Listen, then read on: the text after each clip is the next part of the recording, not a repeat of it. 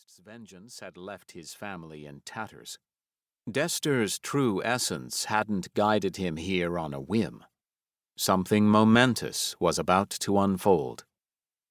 "Yarliana," he called, keeping his voice low to avoid drawing unwanted attention.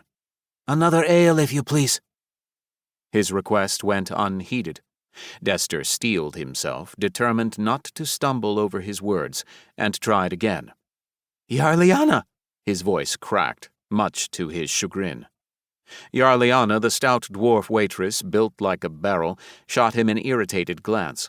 She waved dismissively, as if to say, "Hold your horses, I'll get to you when I get to you. Where did you spring from, you little nuisance?" Dester straightened, squaring his shoulders and puffing out his chest defiantly. Recent events had been so extraordinary, they made the rise of Nether and the fall of the new gods seem trivial by comparison. It had all begun on his 14th birthday. He was a man now, free to imbibe beer, ale, even the gut-rot dwarves brewed in the Black Mountain without his father's interference. Dester was an adult. By the almighty Nergal, what a fool he'd been before discovering his true calling. He cringed at the memory of his former self. How could he have feared his failure of a father, his good-for-nothing brothers, his drunken uncles? Ridiculous.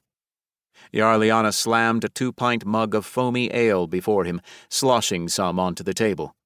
"20 silver," she grunted.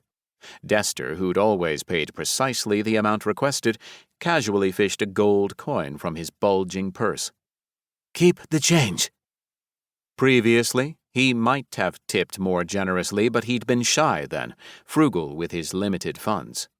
Now, that timidity was giving way to something bolder, more audacious. Dester even dared to wink at Yarliana, his gaze appreciatively roving over her ample form. The waitress snorted, snatched the coin, dropped it into her apron pocket, and waddled away. No sooner had she vanished from sight than a twitchy little man with a mocking smirk slid into the seat opposite Dester. The newcomer glanced furtively around before leaning in close, his words tumbling out in a rushed whisper. "Fancy a bit of entertainment, my lord? No need to venture far. Got some cosy rooms upstairs. Girls to suit every taste. Human, elf, gnome, fairy, even a sweet young dryad, if that's your preference." "No, thank you," Dester mumbled, waving him off. The mere thought sent his head spinning. "Prefer lads, do you?"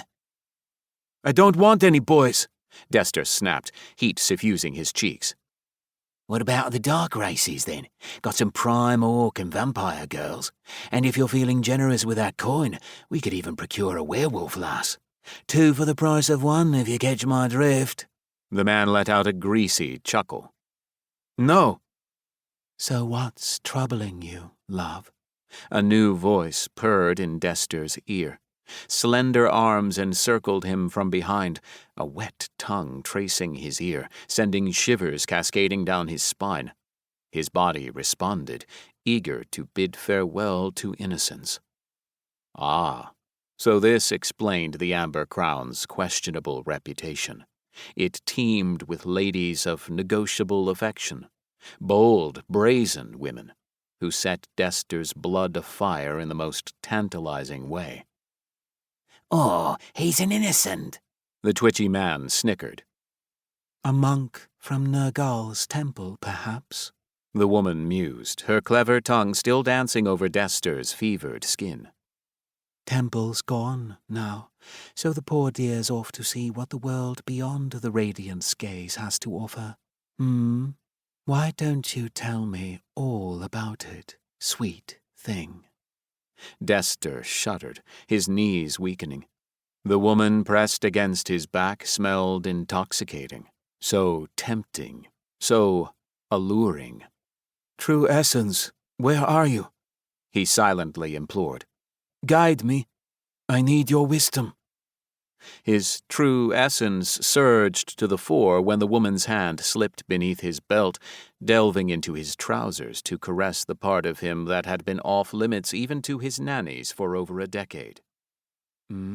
Such a big, strong boy," the woman